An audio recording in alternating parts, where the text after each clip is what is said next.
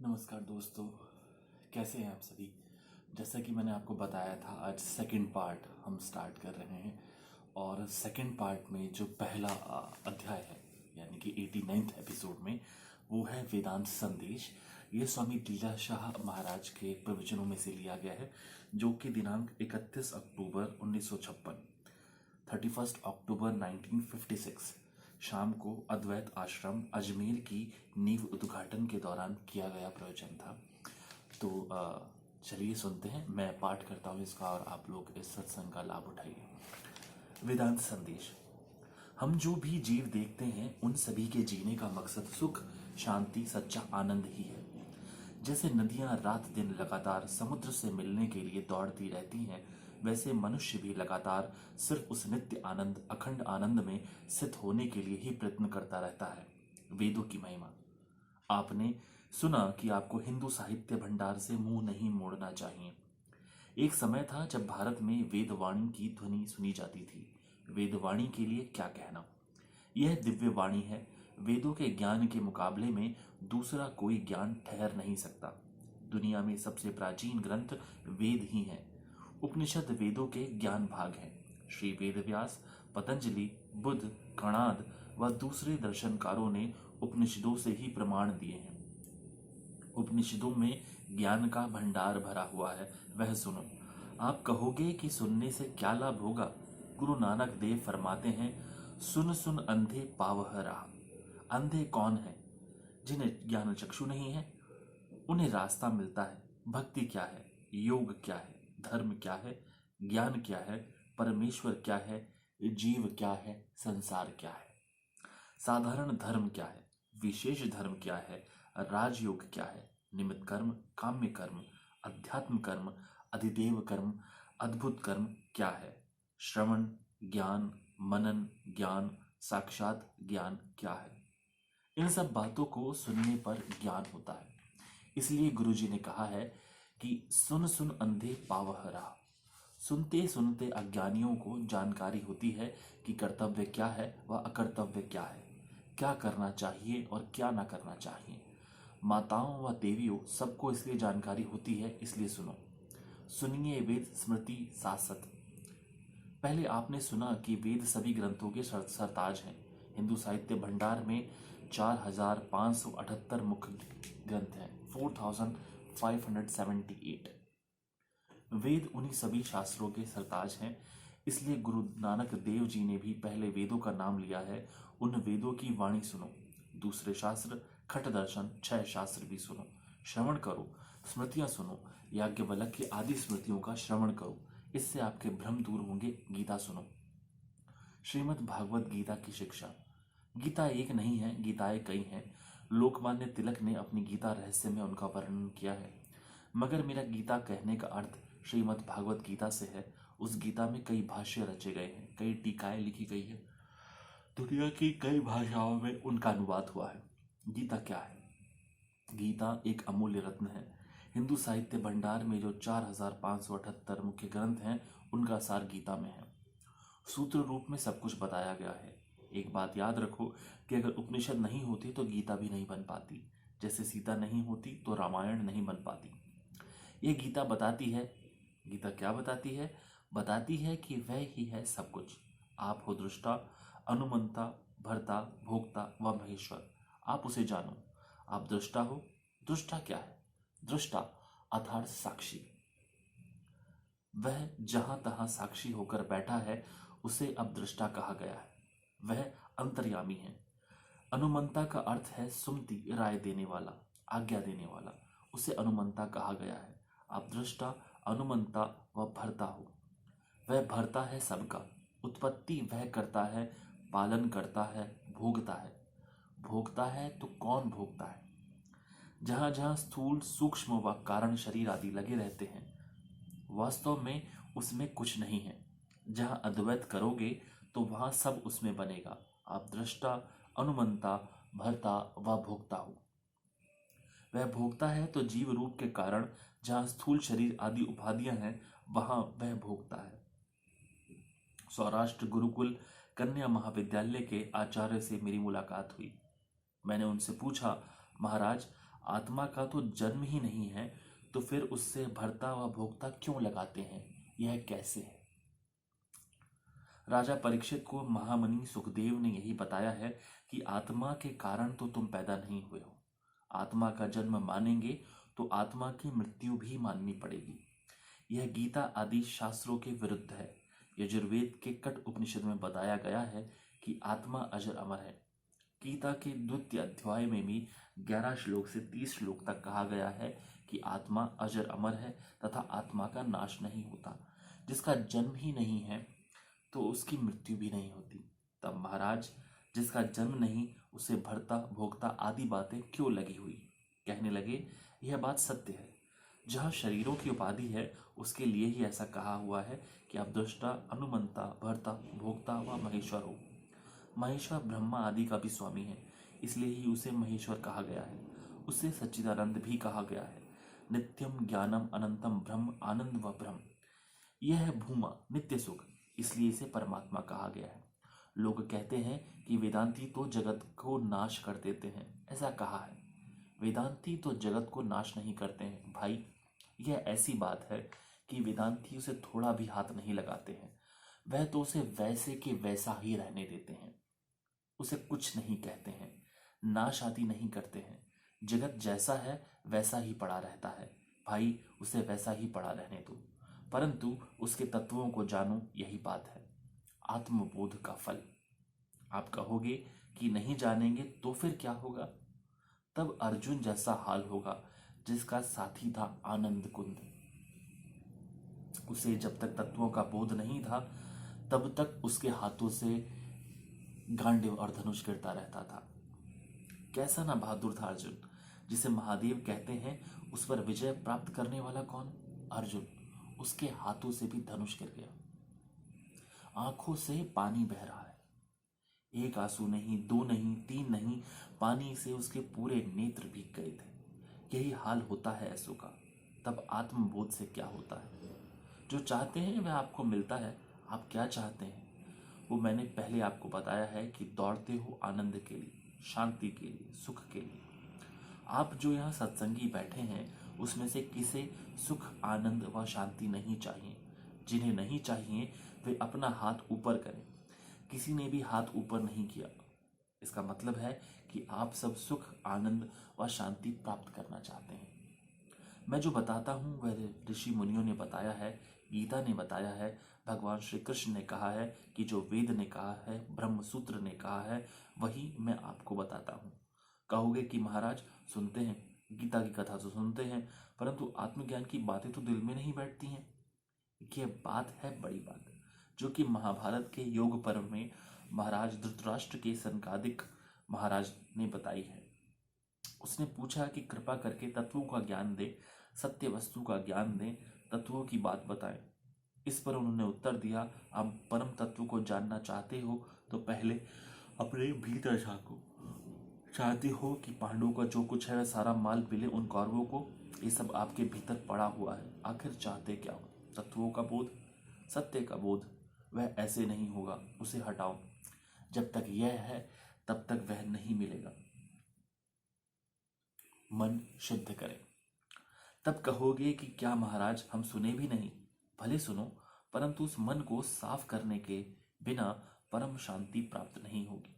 इसलिए महाराज जी ने धृतराष्ट्र को कहा कि यदि इन बातों से दूर नहीं रहेंगे तो अपने मन व इंद्रियों को जान नहीं सकेंगे। यदि ऐसा करेंगे तो उसे जान सकेंगे, हाँ जान सकेंगे। इसलिए अपने हृदय को देखो कि वहाँ माल आदि तो नहीं पड़ा हुआ है। उसके होते शांति नहीं मिलेगी। लोग कहते हैं कि शांति चाहिए, शांति। यदि सचमुच शांति चाहते हो तो कमर कसकर तैयार हो जाओ। कमर कसकर हृदय को शुद्ध करो, पवित्र करो तो जीवन मुक्त होंगे। गीता के 5वें अध्याय के 7वें श्लोक में आता है, योग युक्तो विशुद्धात्मा विजितात्मा जितेंद्रिय सर्वभूतात्म भूतात्मा कुर्वन्नपि न लिप्यते। जिसने अपने को वश में किया है, जितेंद्रिय है, अर्थात जिसने अपनी इंद्रियों पर विजय प्राप्त की है, वह शुद्ध अंतःकरण वाला है। वह सभी प्राणियों में एक आत्मभाव रखने वाला, युक्त कम कर्म करते हुए भी उनमें लिपायमान नहीं रहता है, अर्थात निर्लेप रहता है। इस श्लोक में जीवन मुक्ति के उपाय बताए गए हैं। इसमें जो कहा गया है वह धारण करने से नर हो चाहे नारी, साधु हो या गृहस्थी, सभी जीवन मुक्त होंगे। यतेन्द्रिय मनो बुद्धि मुनि मोक्ष परायण विगतेच्छा भय क्रोधो यह सदा मुक्त एवं सह। वह मोक्ष प्राणी मुनि सदैव मुक्त है जिसने इंद्रियों, मन व बुद्धि पर विजय प्राप्त की है, अर्थात उन्हें वश में किया है, तथा जो भय व क्रोध से रहित है। इसलिए मन, बुद्धि व इंद्रियों को वश में रखो। भाइयों, क्रोध आदि से ऊपर उठो, तब आपको बोध ज्ञान होगा, तत्वों का ज्ञान होगा। यह शरीर किले की भांति है, इसके भीतर जो काम, क्रोध, लोभ, मोह, अहंकार आदि विकार बैठे हैं वे आवरण करते हैं, ढक देते हैं। दर्पण के ऊपर पर्दा लगा हुआ होगा तो उसमें अपना चेहरा नहीं देख सकते। जैसे धुआं आग को ढक लेता है, इस प्रकार यह आवरण अंतःकरण पर आवरण पर्दा कर देता है। मल, विक्षेप व आवरण ये तीन दोष हैं। त्यागी, गृहस्थी, नर अथवा नारी जिनमें ये तीन दोष हैं उनमें ये गड़बड़ी करते हैं। इसके लिए क्या करें? भगवान श्री कृष्ण जी कहते हैं कि इंद्रियों, बुद्धि व मन को पकड़ो, फिर विजय निश्चित है। यदि इन विकारों से छुटकारा प्राप्त नहीं करोगे तो कठिन समस्या हो जाएगी। महाराज, अहंकार भी बड़ा है क्या? हाँ, बड़ा है। तो फिर याद रखो कि जब तक अहंकार है तब तक श्रद्धा नहीं होगी। किसमें? जो सुन रहे हो उसमें, सत्संग में। श्रद्धा नहीं होगी और यदि अहंकार होगा तो उद्धार नहीं होगा। श्रद्धा बिना कोई लाभ नहीं होगा। हाँ, यही बात है, परंतु श्रद्धा व विश्वास के साथ विवेक भी होना चाहिए, अन्यथा लोग फंस जाते हैं। इसलिए मन, बुद्धि व इंद्रियों को वश में करोगे तो मन क्षीण होगा। आपने साधु महात्माओं के उपदेश में सुना कि जब तक बुद्धि सूक्ष्म व शुद्ध नहीं होगी तब तक सत्य बात समझ में नहीं आएगी। ज्ञान चक्षु के अलावा सत्य का दीदार नहीं होगा। पहले श्रवण, सुनने की बढ़ाई कथन की गई है। गुरु नानक देव जी ने भी उसकी बढ़ाई की है। काशी में एक पंडित आया था, उसने कहा कि कानों को समुद्र बनाओ। कानों को समुद्र बनाओ सुनने के लिए? कहोगे कि सुनने से क्या होगा? उससे मालूम होगा कि सत्संग क्या है। अरे, सत्संग से तो उन बातों की जानकारी होती है जिसका ज्ञान नहीं है। सो जानू सत्संग प्रभाव, लोक न वेद न आन उपाऊ। अरे, जब तक अपनी इंद्रिया, मन व बुद्धि वश में नहीं करोगे तब तक अपना सही कर्तव्य, फर्ज ठीक ढंग से नहीं निभा पाओगे। नर हो या नारी, त्यागी हो या गृहस्थी, सभी कर्तव्य पालना से ही सदगति को प्राप्त होते हैं। माताओं का फर्ज। सीता माता ने कोई गुरु किया था क्या? नहीं। तो भला कौन कहेगा कि सीता माता नरक में गई? उसने अपना कर्तव्य पालन किया था। नारी का कर्तव्य फर्ज क्या है? पति का साथ देना। स्वयं ईश्वर भी घर में आए तो भी पति की सेवा में लगी रहे। उत्तरकाशी में एक महापुरुष ने बताया कि कुछ लोग ऐसे लोग भी हैं जो माताओं को कहते हैं कि गुरु के बिना गति नहीं है। इस बात में वे फंस गई हैं। हाँ, यह बात तो सत्य है कि माताओं में विश्वास तो बहुत है, परंतु साथ में उन्हें विवेक नहीं है। इसलिए ढोंगी लोग कहते हैं कि तू मेरी चेली, मैं तेरा गुरु, रुपयों की थैली इधर धर, तू चाहे तर या मर। आज यही हाल है। माताएं इस जाल में फंस रही हैं, परंतु माताओं के लिए उनका पति ही सब कुछ है। पति का साथ देना ही उनका फर्ज है। इससे उनका भीतर उज्जवल होगा तथा फिर उन्हें यह बात समझ में आएगी। मैंने कहा कि माताओं में श्रद्धा है, इसलिए भाइयों नाराज मत होना। आप में से भी कईयों में श्रद्धा है, परंतु माताओं में अधिक है। एक बात बताता हूँ। एक बार श्री कृष्ण ने ग्वालों से कहा कि भूख लगी है। श्री कृष्ण गायों को चारा खिलाता था, यज्ञ के बाद झूठी पतले उठाता था। इस प्रकार उन्हें सिखाता था कि झूठी पतले कौन उठाता था। स्वयं श्री कृष्ण, गीता का उपदेश देने वाला, गायों को खिलाने वाला। सम्राट अशोक के समय में गायें बहुत कम थी और बहुत होती थी तथा लोग कम। इस समय गाय कम है और लोग ज्यादा। वह समय कितना ना सुंदर था। श्री कृष्ण की बात कर रहा था। वह अर्जुन के घोड़ों को घास खिलाता था, उनकी पीठ पर मालिश करता था। कौन? स्वयं श्री कृष्ण, भक्त अर्जुन का रथ चलाने वाला। उस कृष्ण ने ग्वालों से कहा कि भूख लगी है। वे घरों में गए, कुछ पुरुषों से जाकर मांगा, परंतु उन्हें कुछ नहीं मिला। वे लौट कर कृष्ण के पास आए तथा कहने लगे कि कुछ नहीं मिला। कृष्ण ने कहा, किनसे मांगा? कहने लगे, पुरुषों से। कृष्ण, कभी बैल भी दूध देते हैं? माताओं के पास जाओ। ग्वाले माताओं के पास गए तथा कहने लगे कि कृष्ण को भूख लगी है। सुनते ही किसी ने भात दिया, किसी ने सब्जी तो किसी ने रोटी दी। सब लेकर आए, सबने खूब खाया व खिलाया। इससे सिद्ध होता है कि माताओं में बेहद श्रद्धा होती है, मगर विवेक नहीं। आजकल ऐसे पंथ निकले हैं जो उनके लोग माताओं को यह बताकर फंसा रहे हैं कि गुरु के बिना गति नहीं होती। पति आपको क्या गति देगा? क्या पति आपको मुक्ति देगा? पति कुछ नहीं है। उन्हें ऐसी शिक्षा देते हैं, इस कारण उनका पति से साथ छूट जाता है। थोड़ी बहुत दिखावे मात्र पति की सेवा करती हैं, तब भला क्या करना चाहिए? उन्हें पति का ही साथ देना चाहिए, जैसे सीता ने राम का दिया था। स्त्रियों के सच्चे गहने उनके श्रेष्ठ स्वभाव ही हैं। यह इसलिए बता रहा था कि जो अपना कर्तव्य पालन करता है वह शुद्ध बनता है। इसके लिए गीता का 18वां अध्याय पढ़कर देखो। यज्ञो दानम तपश्चैव पावनानि मनीषिणाम। यज्ञ दान व तप ही बुद्धिमान पुरुष को पवित्र करते हैं। तप आवश्यक। साधारण धर्म की 24 शाखाएं हैं। ये सात्विक, राजस व तामस के कारण 72 शाखाएं हैं। उनमें 3 मुख्य हैं, यज्ञ, दान व तप। वेदांत की राय अनुसार व धर्म ग्रंथों की राय अनुसार यज्ञ, दान व तप ही बुद्धिमान पुरुषों को पवित्र करने वाले हैं। क्या तप अधिक है? हाँ, अधिक है। चरण चापे दोनों भाई, कौन? राम व लक्ष्मण। किसके? विश्वामित्र के। यह तप है। अपने घर में अपना कर्तव्य ठीक प्रकार से निभाएंगे तो यह महान तप तपस्या है। दुख सहने के बिना सुख नहीं मिलेगा। द्वितीय अध्याय के 15वें श्लोक में आया है, यम ही न व्यथयन्त्येते पुरुष पुरुष शर्व सम दुख सुखम धीरम सो अमृत व्याय कल्पते। हे पुरुष श्रेष्ठ अर्जुन, दुख सुख समान समझने वाले जिस वीर पुरुष को ये इंद्रियों के विषय व्याकुल नहीं कर सकते हैं, वह मुक्ति योग्य होता है। ऐसे दुख सुख सहने वाले तपस्वी को ही ज्ञान होता है। ऐसा भी तो है कि जब तक यह शरीर है तब तक दुख सुख आते जाते रहेंगे। इसी द्वितीय अध्याय के 14वें श्लोक में कहा गया है, मात्रा स्पर्शस्तु कौन्तेय शीतोष्ण सुख दुखदा आगम पायिनो अनित्या सांस्थितक्षुव भारत। हे कुंती के लाल, सर्दी गर्मी व सुख दुख देने वाले इंद्रियों व विषयों के संजोग तो क्षणभंगुर व अनित्य बेबका हैं, इसलिए हे भारत उन्हें सहन करो। इस श्लोक में जो मात्रा शब्द आया है वह पुराना है। यह मनुस्मृति आदि शास्त्रों में आता है। मात्रा इंद्रियों, मन व पदार्थों के मेल का नाम है। जो खूबसूरत पदार्थ हैं उनके मिलने पर सुख तथा जो बदसूरत पदार्थ हैं उनके मिलने पर दुख होगा। जब तक यह शरीर रहेगा तब तक सुख दुख, हानि लाभ, सर्दी गर्मी, मान अपमान होते रहेंगे। ये सुख दुख तो आते जाते रहेंगे, कभी कम ज्यादा होंगे तो कभी चले जाएंगे, परंतु आप तो आत्मा के कारण अविनाशी हैं, नाश नहीं होते हैं। ये दुख सुख आने जाने वाले हैं, इन्हें बर्दाश्त करो, अपना कर्तव्य पालन करो।